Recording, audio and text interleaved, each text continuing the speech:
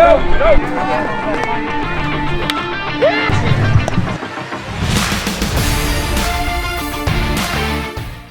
everyone. Welcome inside the Red Earth Production Studios for this edition of YBMcast, powered by Game 7 Baseball. Game7baseball.com.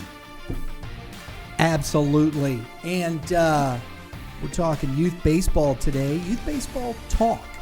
Got some good stuff. I'm going to throw some stuff at Mitch today. Haven't even talked to him about it. He doesn't know what's coming. That's right. I think you like it that way, don't you? Yeah, because I can hit any pitch out, so I'm good. Oh, I like it. Speaking of dingers, it's a good segue. Home Run Derby. Cops versus Kids, third annual, August 19th. It's a Saturday. 5:30 at the historic stomping grounds of Mitch Thomas. Yeah, you know where that's Boys at, Club. right? Yeah. ABC Ballpark. Is that why it's called ABC? I didn't know that. Yeah. Athletic Boys Club. Yep. I was. I mean, it's the giant sign that when you walk in, it says Athletic Boys Club on it. But Am I supposed to look at the sign? well, I mean, you can't miss it. It is at 10050 Livingston Avenue in St. Anne, Missouri. You got some fond memories of that place, don't you? All kinds of them. Good, bad, the ugly. It was a big park. It's 1, 2, 3, 4, 5 fields. Had a little basketball hoop behind it, a little playground. So I've had my fair share of good times and some bad ones. Yeah. It's always the way it works, right? Yeah, I mean, I was a rough kid, so. But we got the Cops versus Kids. We got some dingers. We got prizes. We got fun. It's a great time out there at the ballpark. Great community event. Thanks to Billy Mayhall and his group, St. Louis Youth Sports Outreach, for putting this together. It's third year. We've had a lot of fun. We've done it the first two. You going to be out there?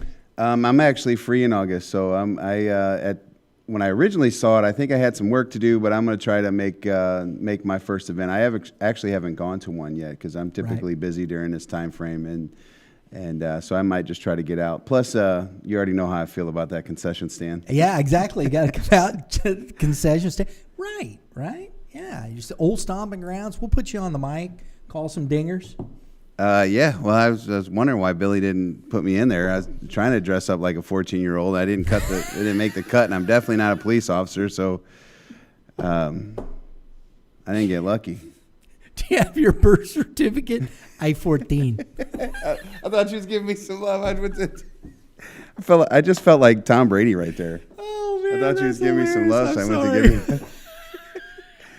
Usually it ended something like this, pinch the finger, here's the card kind of thing. Oh, mercy. I could get away with it. There's an 11U out there. I don't know if you saw social media. 11U's like 6'2", 230. I can get away with it. He's out there in a youth medium.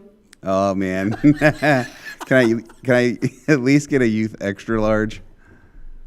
I don't even know if it'd fit over my head. I'll shave my beard for the contest. Someone's got to beat the cops. There was a couple dudes, man, been out there. Kerrigan. Last year, I'm trying to remember the gentleman's name. He played college ball. He hit some bombs. Yeah. He's coming back this year, though. He's got to. Yeah. Defend your title. You got to. Yeah. Oh, yeah. They had Kerrigan back the year before. He couldn't do it. Couldn't beat it. So I think it's cool. I think it's great. A lot of the officers love coming out and doing it, and have some fun with it, man. So August 19th, put it on your calendar, folks. We're gonna have we're gonna have fun. If you can't make it out, check us out. We'll be live streaming the event here on Youth Baseball Midwest. Lots of fun. All right. What else, Lauren? Anything? Oh, yeah. Next week, I will be down. I don't think down. Sedalia's across. West. I'm in the building. That way. That way. Yeah. That way. Back west to Sedalia, we're going to be, I'm working with STL Sports Productions. Joel Anderson is live streaming the Missouri American Legion AAA state championships from Sedalia. We're going to be at Liberty Park. I'm going to be on the call. I'm going to be calling the games. So we'll have some links out for that if you want to watch. A looking for some good baseball. I think there's some really good teams. Washington Post 218. They had like 2 losses on the year at one point. Sedalia, the Travelers over there, they usually have good, and they had a good team again this year. We got the All-Star game coming up at Busch that we will be live streaming from Busch on August 6th. So we got a lot of fun stuff coming up, bud. I was going to say, that should be a pretty good time, and I doubt you have any streaming problems at Busch Stadium. They should have the capacity. I hope not. We got to check it, but, I guess it could happen. I mean, there's a lot of buildings around there. Exactly, but I did check our streaming capabilities because an FYI, next week,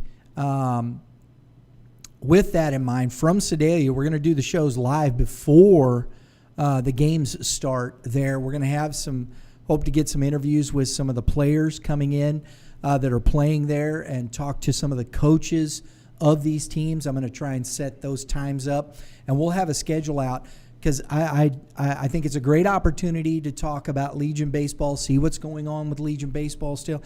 It's still there. They've had a really good season. There's been some good teams. I know some of these kids that we've talked about on Prep Baseball Talk, Sam Pauley, playing over at Washington. No wonder they're so flaming good. Gavin Matchell. A lot of those kids that took Washington into the district championship game are on that Post 218 team, and they're very good. I could see them making a run into the regionals and possibly to the Legion World Series. Yeah, they got a good club, and I really love the field and the atmosphere that they have over there at their park, their home park. It's kind of up on a hill, and it kind of sits down, but it's got really nice grandstands in it. The grandstands are over you, so it feels pretty fun. We played there for a Game 7 event early on this year. And when it's they turf hosted. on the infield. Yeah, and it rained, so we got a chance to play. The outfield held up, so. But again, just going there, it really felt like a good Legion, small town feel, and that's what I think. I know that there's Legion in big cities, Wentzville, St. Charles counties, St. Peters, all that stuff. I played for Post 338 out of North County area for the Rittner area school district. So Thurman Booth, and so that's where I grew up. It's obviously not a small town, but the feel that you have going to Washington, I could see why those kids would want to stay close to home and play in every day, every weekend at that park. I really like Kent Getzy. We had him on the show talking baseball. He understands the game. He coaches well. He's got good people around him. He runs that program well. It's a program because their freshman team, was in the state champ. Their freshman team won the state championship. Their AA is in the state championship. So the program works. They're running it as a program, and I think that is the key when you're talking about it. He works to get these kids in front of. They do scout days, they do those types of things, and I think that's where he has taken Legion into where they weren't. He's doing that, and I think other Legion programs around the state are starting to follow suit. Yeah, and you might see a growth in Legion just in general, because I know that some of the monetary decisions in club baseball might lead people to play Legion, and I'm not taking anything out of that other than just the fact that it's expensive to play in some of the events that we do. Excuse me. So Legion might have a little bit of a push, and I know that they've expanded a little bit in their areas. I know before it used to be like certain demographics or whatever, high schools that you had to play for your post. I think they've expanded that a little bit more in some of the smaller towns, rural areas, because I know some Troy folks that play in Ellsbury when they could have, I guess Wentzville didn't have any, so last year. So no, they didn't. But you're starting to see it because if you look online and you see social media, you're starting to see what are some options other than club baseball, and you don't really have a stranglehold in rec level high school ages. And so what's the alternative? Slava Legion. Slava is taken up mostly by club teams, so Legion is, I think, kind of getting back. Yeah, I think I like to see the options and the availability to these things.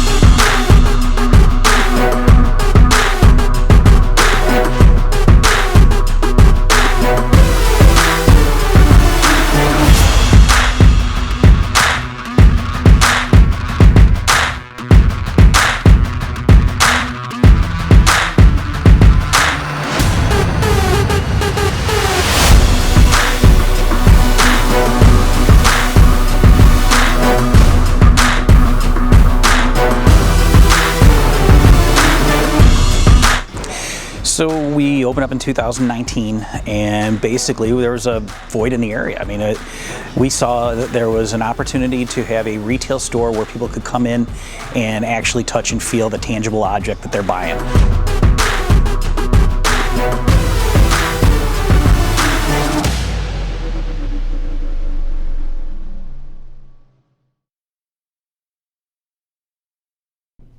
But I think it's interesting in what Legion is their Slava. You have it.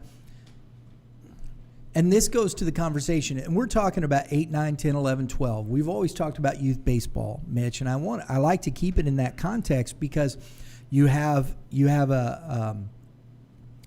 a instructional facility. And I call it that because the facility's there for people to do just rent batting cages, do that. But you also have yourself and other people giving instruction. Mm-hmm. But then you also, on the other side of it, club. So you're very aware of these things. And I think you're pretty honest with most things. And I think most club owners and ownership, they have a plan. They're sticking to their deals and whatnot, and people can make decisions whether or not they're going to put their kid in this club. And I think that's the key. One thing I thought was interesting. I've seen so many Legion teams doing tryouts in July that I didn't see not one last year that I can remember. Yeah, it's. Just because I played Legion and 20 years ago or whatever it was, the last time I stepped foot on wearing a 338 hat, but I remember it was right after high school that we had tryouts. It wasn't later, and so I don't know if they're kind of adapting more of a club style, because a lot of clubs host tryouts in July. And I think that's exactly what it is, Bud. And I think that's what they're trying to compete with, and again, like. You have a choice to make as a parent, yes. And if it costs $700, $800 to play for Legion, and when I played at Legion, it was $150, and we fundraised and made pizzas at 338. So I mean, it wasn't terribly expensive. I mean, I guess at the time, $150 might have been whatever, because we still traveled and played good ball, but. I really just like you said, the options. We instruct every level kid, from a recreational kid to high level kids. We have professional athletes that use our facility, college athletes, all the way down to that 8-year-old just trying to start. And so I like to have that, and I like to be open on some of the decisions that you need to make financially as a family. Here's something I would love to see, Mitch. We talk about fundraising, 8, 9. Now, 8, 9, 10, 11-year-olds, probably a little tough. 12, 13, 14. How come you couldn't have a fundraiser that was a lawn mowing service? I'm sure you can. How about teach the kids, you want to play, you want to play in this club. You know what? As a team, you guys are going to have to go and earn it. Why don't you all? I want to see everybody, you get out, talk to your people around. You got your lawnmower, you got to pay for the gas. Whatever comes out, you put in, you're pitching in. Mom, dad will make up what. But I want to see who's willing to work for this. I actually like. I love that idea. I think it's interesting to say the least, especially at the older age groups. You can go around because you have some 11. Maybe a little much. But a kid can push a lawnmower, but again, and maybe you get a couple guys who live in your same neighborhood, you work together, I would like to see some of those opportunities, maybe even to get a free cut, to mix in there, and maybe someone from the organization pay for that cut if there's somebody that's struggling a little bit with some overgrown grass. You see that stuff on YouTube all the time, social medias. I'll tell you a story real quick about a softball coach he had like 7 acres in the heart of St. Peter's, and he had gumball trees, those sticky gumballs. Yeah. And for a fundraiser, he would actually have his teams clean up those gumballs, and they would fill up trash bags and gumballs, and then he would personally fundraise teams. And now he had his own business, and so he would go in there and utilize the business as the fundraiser. But Again, he would have someone come in, clean them up. Some kids probably didn't like it, looked at it a little differently. But I thought it was genius. It's a way to get it cleaned up that you didn't have to do it. And then, on the business side, he had a little bit of a tax write-off. So that is fantastic. For me, that's pretty clever. You know what? Hard work has never hurt anybody, if that's where you were kind of going with that. It is. And I do believe in there's a reward from that too. Instead of just giving, like your parents paying the dollar, you have actually earned a little bit of something. Let's get back to some work ethic. I like it. I like it because I'm old-fashioned. I don't know that. I don't think, and I understand why you said that. I don't think that's old-fashioned. I think work ethic is about existence, period. It's about who we are as people. How are we, if we're supposed to be developing life lessons, right? What are the life lessons that we're teaching? Well, I can sit and play video games all morning and then go play baseball, and mom and dad are going to take care of it. Well, if that's what you do, fine. That's your decision. But I think there's got to be a thought process that says, what are we doing to earn? Well, you keep your grades up. Well, that's fantastic. I'm all for the grades. You got to have grades, especially when you're talking baseball. But there are so many kids that don't understand work. And I watch so many videos. I watch so much of the people that are truly successful is work ethic. They worked hard. They outworked everybody. They just outworked that next guy. And when you get to a level of competition that the playing field, the talent pool starts to even out, maybe that guy has one more tool than you, but athletically pretty much the same. How do I get to that next tool? Well, that becomes work ethic. Yeah, we've got some kids on my younger one of my younger well, it's not younger, they're high school ages. They go out and farm. They have to get up early and farm and then come to games, and there's not an excuse because you're tired because you got up at 5 a.m. and baled hay or tossed hay around. You have to stay hydrated and get yourself remotivated, when it comes the long ride into St. Louis or whatever. So, I mean, one of the things that we have to realize too is that at what age do we start prepping for it? And I think that middle school age is a good age because you have to be a student athlete in college, in high school. Right. You have to make grades. So grades are the given. I think that's an obvious, right? Captain Obvious thing. And then when you get to college, it's grades. But what do you do in college? If it's hard to get a full scholarship in baseball, softball. And so if you don't, what do you have to do? Work study programs, various things. So you have to work out, you have to go to class, you have work study, you have practice again. And then the season has games. And I'm sure that they work around those very differently. But what about study halls? Yeah. You have all of this dedication and all of it is work. So Yes. I can buy into doing those things. We have seen some people do Habitat for Humanities or even volunteer work. Yeah. And there's been some donations made because the group would build a house or, the adults would build a house, the kids would package food, for the food pantry down in U City. And I see certain clubs doing certain things, and I think that's great. I love that part. I like the hard work because nobody likes to cut grass. Well, and I do, but it's just an example, whether you do that. But I mean, there's the thing, Mitch, and what you're saying, and being involved in the community. How are we setting the example when we're talking about these things? And I think that is so important as adults. We want our kids to be better. How do we act? How do we conduct ourselves on the field? Well, that has to come back to an attitude of community. Why do I want to scream and yell at the umpire? Why do I want to scream and yell at the coach? Why?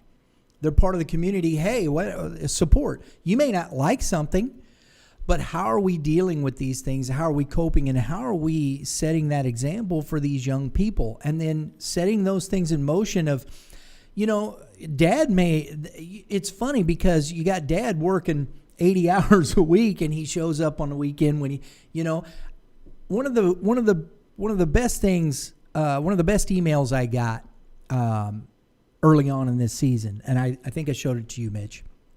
We were doing I think, a Zumwalt West game against Blue Springs early on. And I got an email or a text, or it was a comment. Can't remember, but appreciate I think it was a YouTube comment. It was Yeah, live, yeah. wasn't it? It was live, correct? And because he was in Atlanta, Georgia. The dad was in Atlanta, Georgia, and he said, "Man, I appreciate you guys doing this." He said, "I'm in Atlanta working, and I wouldn't be able to see my son play." He said, "I appreciate that." That was one of the high profile athletes too, right? Wasn't it I can't remember. I think it was. I feel like it was a high profile kid. But to me, Well, and I know that doesn't matter. Sorry. But yeah, it's okay. That was what was worth it. Here's a man who's dedicated, working, taking care of his family, has to travel for work. And so the opportunity that we've got, because we work hard, these are things that we're working hard to do within the community, because I understand people are working hard and he's trying to provide for his family.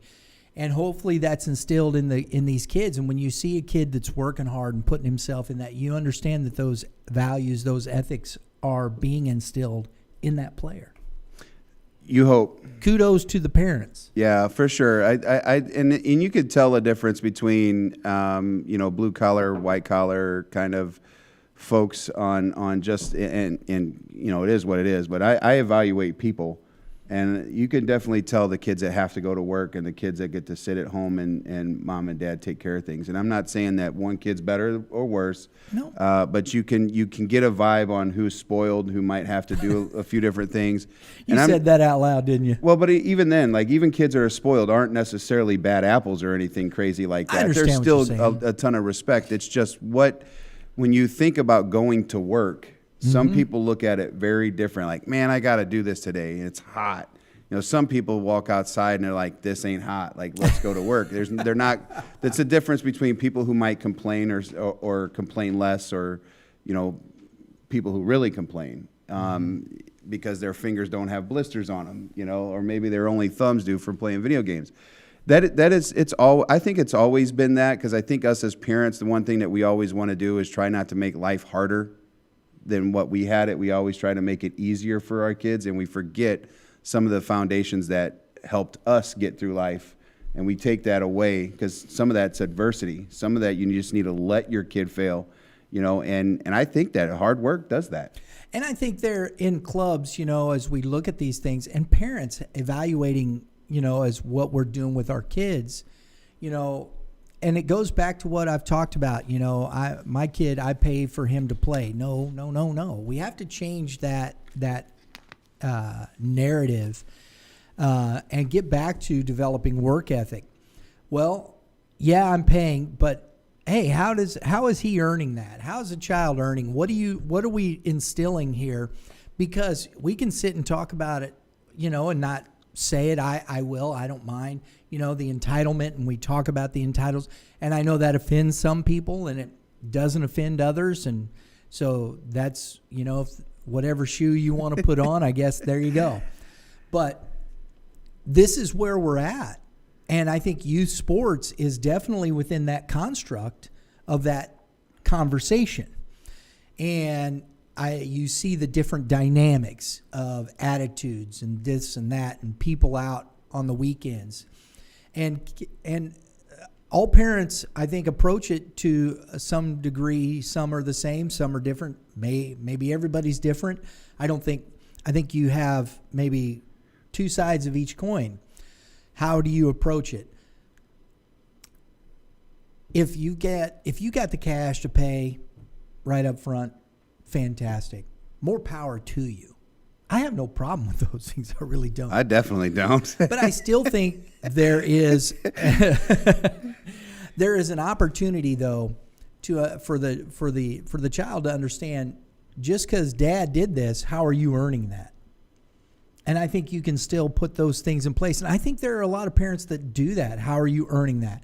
You don't just get to sit home and play video games until you go play baseball. Yeah, I mean, even some of the thought processes that Kevin and I had, Kevin's my business partner for the Hitting Zone, and we have thought about possibly giving players an opportunity to work through their player fees, because of sometimes we need help in the middle of winter where an employee might cost a certain dollar because you have employee taxes and all the other things that go with it, then you might bring a young person in and say, hey, I'll trade you this many hours for this much of your player fee, and you're working some of those off. And we have thought about that. It's never really been put in place because, again, it's not something that we push. And again, we've had some parents that have the ability to pay. But I am a firm believer of what you're saying about just the work ethic, responsibility, adversities. We don't have I don't think we have enough of that these days. I think everything is just, here you go. It's the given. We're given so much, and I don't think that really we're preparing that for when you turn 18 years old, and all of a sudden you have to make financial decisions in college and beyond. I think even 15, because you're looking at, I want to get a car when I've turned 16. I want to be able to take a girl out. You know, we're talking about the baseball, the fellas and whatnot. So what does that look like? Do I just go, hey, Dad, can I have the money? No. You want to take Well, you might not in your household, but believe it or not, I mean, because I coach the age group, I think that's more common than you think. And I get that. And, you know, where bought my car, you know, these are things, and just because you did doesn't mean we have. I understand. I get things are different and whatnot, but when we're talking about sports and these things and what we do, and I think it goes into the whole psyche of the thought process of pay. You know, we're paying for him to play. How do we change that culture, and how do we bring about an understanding that I understand you're going to have to pay to be on that team if that's what you want in that construct. But that doesn't mean that player automatically earns. And I think we ought to get away from this 10-player system. Oh, I can't. And these kids get hurt, and you got no team, and you can't play, and you're trying to grab guys from other places and whatnot. What happened to earning playing time? That doesn't mean you're not going to play, but earn what you've been given. And maybe there's one guy that's just better than everybody else on the team. Well, yeah, that's why he's hitting third. Well, and I think what you just said is a big deal too. It's why can't a team be better than you? Why can't a pitcher be better than you? Why can't you be better than somebody else? Right. Like I look at things nowadays, and it's like, man, if you fail, like you strike out or something, you're walking to the dugout with bad body language, and I'm like, that kid's actually just better than you. And why can't you be motivated to change your attitude to be better than him next time? We don't have enough of that, and it might come from dealing with the adversities that you're talking about, cutting grass in the middle of July, like or at right. June or something of that nature, where you really have to dig down and work through something. I'm a huge.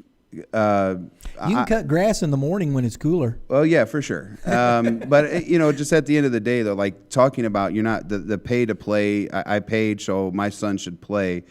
In this time frame now, I'm getting parents that don't want to. They're asking questions about how much we win, and I just think to myself, why does winning matter? Like the little trophy that I get, and thank you for to all the tournament providers for offering these things up, but really, realistically, what does that matter for me? It's cool for you as a parent, but what is your kids doing with these things? Are you right. hanging them up? Or are they hanging them up? And so for me, it's not, your son should not play, or daughter should not play every game because they pay. If they're not good enough, I shouldn't play them every day. If they're competing hard, I should reward them with opportunity. That doesn't mean every game. That doesn't mean they play 3 of 4 games. That means they play 1 of 3. They play 33% of the time. The skill set has got to matter. It matters in everything we do after youth sports. Yes. In high school, yes. It matters. In workflow, it matters. We have to get away from that. Well, I paid $3,000. My son should play. Well, he is. He's playing, and he's 0 for 15. He looks at pitches. He doesn't make routine plays. Why should I play your son? Your son's a great kid. He's a great teammate. Right. And he is better than he was before because he's learning how to compete. If you can stay away from that kid's telling him, why aren't you playing? Why aren't you doing this? that kid might have more fun in playing that game, and continue to grow as a player. Yeah, and it's your decision after that to make the choice on whether or not to leave. Mm-hmm. Don't ask the head coach, hey, how much do you guys win? And that's where the work ethic, I think, comes in. Hey, you want to, and the parent being more supportive of that. We're seeing this. Keep working. You're starting to make solid contact. You're starting to barrel a baseball. You're starting to put things there. You are starting to make routine plays. Let's keep that up. Let's take the positives from that and keep growing and developing that, what it's necessary for the ethic to continue to grow. Because, folks, they do not guarantee wins. Nobody guarantees wins. In fact, winning is a privilege. It's afforded to the people who continue to grow and continue to get better because they're just better than you. If anybody watched the World Baseball Classic, there were two teammates in that final at bat, two guys that know each other, like each other. And Mr. Ohtani showed he was better than Mr. Trout in that moment. In that moment. In that moment. Yep. I'm not saying overall this, that, and people go, because this is where talent at that level. But in that moment, Mr. Ohtani was better. And this is what it is. So as a player, as an 8, 9, 10, 11, 12, 13, 14-year-old, you're getting beat by that guy on the mound that's throwing above average fastball for their age. And strikes. And strikes, right? Very good.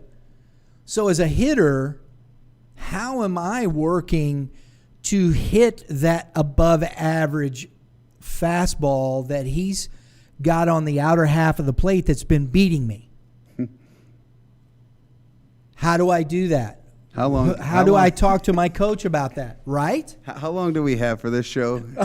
We're not going to get too philosophical. Well, I know it's just you're right am though. I right? You are, because there's just so many things. Like I love the Ohtani and Trout reference because obviously Trout's one of the best baseball players. Oh, yeah. We obviously see what Ohtani's doing. If you haven't seen the last social media buzz on him compared to Babe Ruth and the 160 home runs compared to 159 and the number of career games. He is just unbelievable. Unreal. And you know what? He's given up home runs to the Oakland Athletics, which is one of the worst baseball teams that we have out there. He gave up. The Cardinals expected to have 0 runs against him and end up hitting him pretty well. And it's interesting to me that you have one of the greatest players right now, Mike Trout, going up against this guy, and this guy dominates him. But if Mike Trout over 10 at-bats would get 3 hits, it's crazy because you look at Mike Trout as being superior to Ohtani and the hitter side. And we forget these things because we're not learning, because when we strike out and we walk back to the dugout, we're so upset because we let everybody down on the field that our mentality is really bad, and we don't build approaches after that. We don't learn because we're so upset. And I don't know where that comes from. I know it doesn't come from me as a coach, because I try to have them turn the page. They get 10 seconds. It's got to disappear. But let me interject something here. What you said, because we've let everybody down on the field. I think that's what we think. Oh yeah. It's not the truth of it. Not because, close. Everybody wants to succeed, but if you struck out with 2 on and 2 outs, at second and third, go watch the Cardinals. That happens to Paul Goldschmidt. That happens to Nolan Arenado. Right? Look how many times he had the bases loaded. They just signed last night. If you watched that game last night, that Ryan Tempura, however you say his name, come in. They just signed him, and he comes in and gets the first 2 outs real quick, and all of a sudden gives up a run, hits a batter, walks a batter, gives up a hit, and there's a run scored. Bases are loaded or something like that, and you have Gio come in, and of course all of our fans don't like Gio. He comes in, shuts the door down. With the bases loaded. He's 50-50. Yeah, but I mean, at the end of the day, he's been more 50 on the good side than the bad side, if that's a real thing. But at the end of the day, like, he gets out So of he's the 60-40 now, that's what you're saying. No, I just wanted to be goofy. But, just think about that situation, though. That other team is frustrated. They Yes. probably slam the bat down or whatever they might do. And that happens. You get frustrated. What happened when they go out on the field? Goes out, makes a diving play right after that. Makes a long running catch down the foul line after that. Pitcher comes in and gets 3 outs in 6 pitches. To me, that's the game of baseball, and I want to stop using the word failure, as in we're successful 3 out of 10 times. Instead, we're failing 7 out of 10 times. I don't want kids necessarily to accept it. Understand your success level.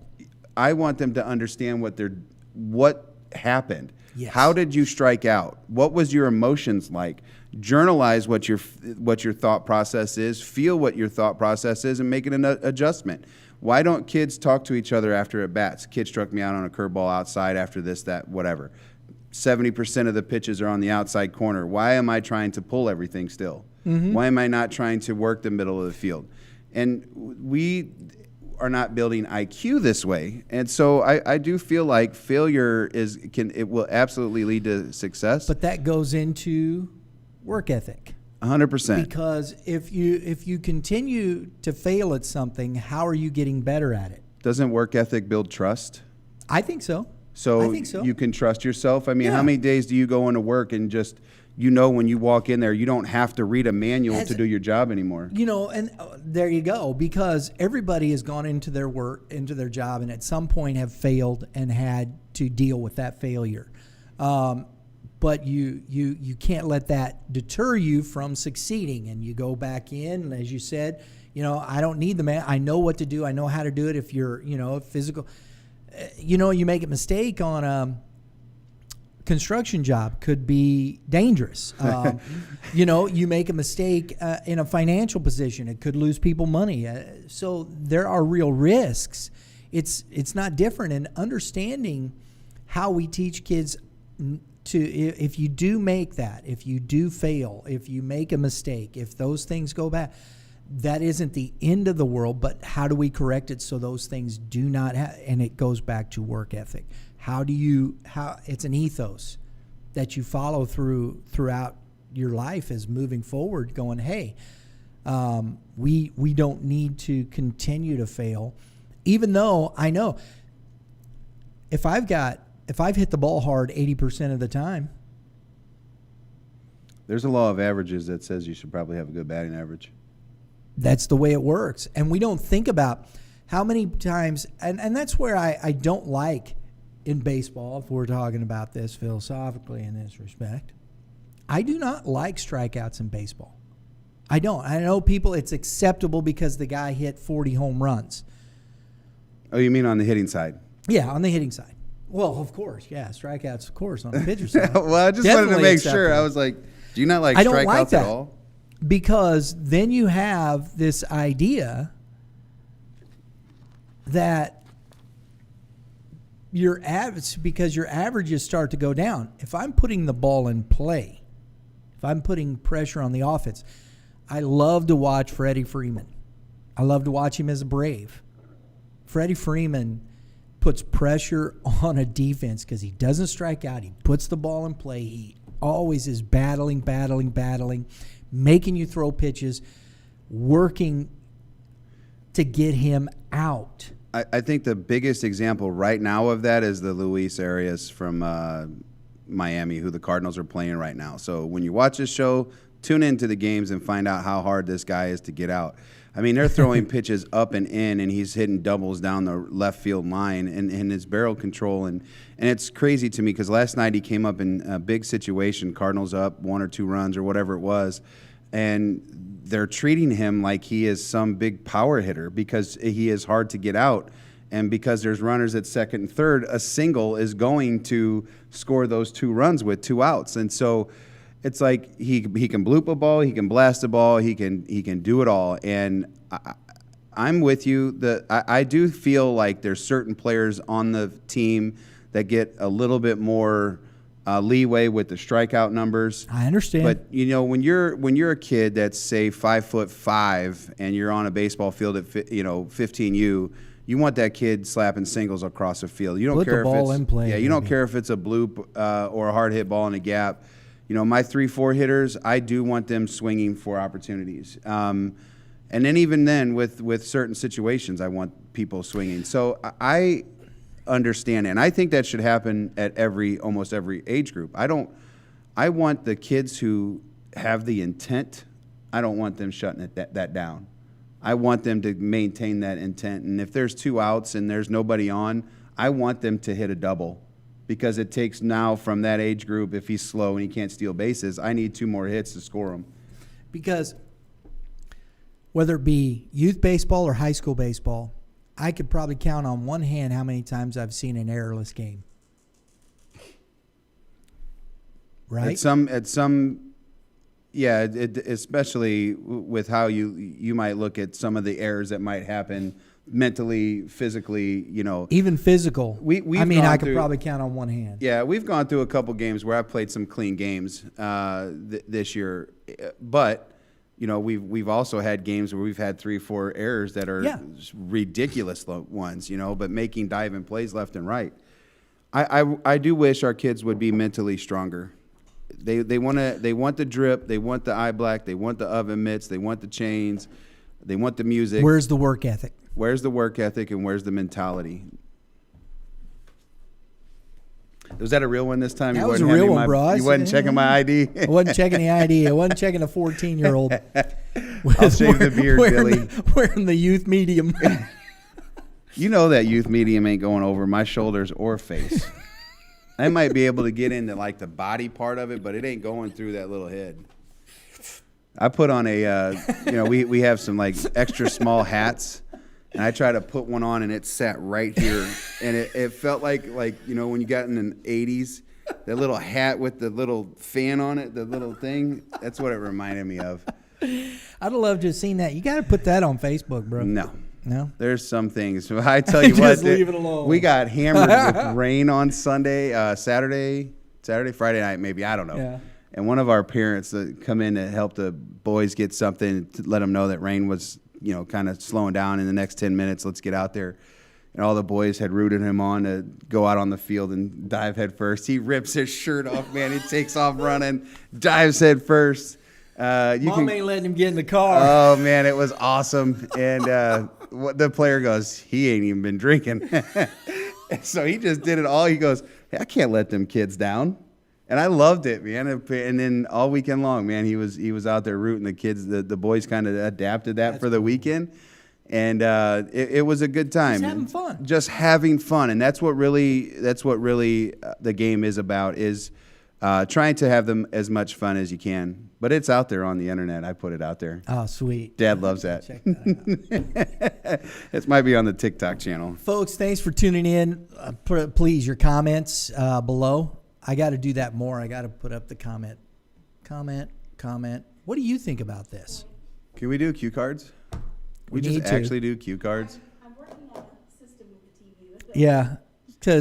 As we're talking, comment below on this. We want to hear what you have. Not really. No, I'm kidding. We do. Oh, I would love comments. I love comments. I do love comments. Well, they generate additional conversation. Yeah. Because somebody might say something and you're like, oh, I didn't think about that. Right? Or tell me that I'm wrong. And it allows. And why? Yeah, it allows for conversation to happen. Yeah, I don't think you can just say, oh, you're wrong. Well, why? Why do you think? What's your thought process to the question? I think that's fair. I would be happy to do that. And I think those are real things, right? Conversation. Super real. But work ethic, we can't get away from that. And I think we have to a certain degree, and not all, but I think it's a conversation I like, and we're not shying away from these. I love the baseball community. I think there's a lot of great people in the baseball community, but let's make sure we're focusing on the right things and doing the right things. So appreciate everybody watching, and please, while you're here, hit the subscribe button, hit that dinger, because that's what we do around here. We hit doubles and dingers and cut grass. And cut grass. I did. I cut grass last night myself. So, and it was hot.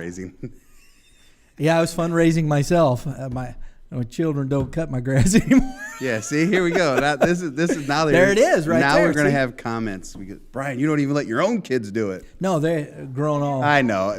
Yeah. Well, but so if there's a fundraising group that wants to cut grass, I'd be happy to help. you got the wheels turning when you said this. I did. I'm I thinking, hope what so. a great community project. Right? I love it. We've done some things for O'Fallon Police Department before because they take care of our facility and stuff like that. So in the holidays, we bag lunches for them and send them up there. That doesn't have a dollar attached to it fundraising wise. But how cool would it be to walk around the neighborhood, knock on doors, say, "Can I cut your grass?" $20. Fundraising, We're fundraising. It for just, our team. Yeah, and then it opens awareness, and it really, to be honest with you, like on not only that side, even in the business side of things, it is an opportunity to market who you are. Yes. I really think it has a good universal. And idea. if you've got I a love it. lawn mowing business, and this is something you'd want to do with your son's playing, or guys that are playing, why not get the kids? Do some. I know things can be, but you can help work with this. I think. Plus, it builds teamwork. I mean, right? someone's got to camaraderie. Someone's got to do the edging. Someone's got to do the cutting. Someone's got to do the leaf blowing. And don't hack off a toe. Please don't. We're gonna wait till after the season. Let them push the mower. We're gonna get the zero turns out there. Yards will be done in 5 minutes. Yeah, there you go. Exactly. So, anyway, thanks, folks. Remember, pitchers, do what you got to do. Throw some strikes. If you hit him in the ribs, that Don't laugh. happens. Don't laugh. But if you're a hitter and that ball's sitting over the middle of the plate, what do you do with it? I'm gonna foul it off. Yeah, my eyes got about this big, and I missed it when they hit a pitch like that. And so usually I don't. Oh, he's telling the truth. I don't hit the now. ball in the middle of the plate, that well. It's usually the ball down for me. He's telling the truth. Listen, if you're putting your A+ swing on, don't miss. That's all I'm gonna say. There you go. Because you only get it one time in a bat. Hit some dingers, baby. Hit them as hard as you can. Hey, gap to gap, gap to gap. Just double them up in the gaps all day long, right? Yeah, the hardest baseball you're gonna hit is a right center field if you're a right-handed hitter. Boom. I love it. It's that extension that you get. Just don't even feel it off the bat, do you? Yeah, I've only hit about 6 baseballs to the right side of my career, so I don't know exactly what I'm talking about, but the hardest baseball I did ever hit was the right center field. We're just going to start calling him Mr. Pull. Yeah. Folks, we'll see y'all next time.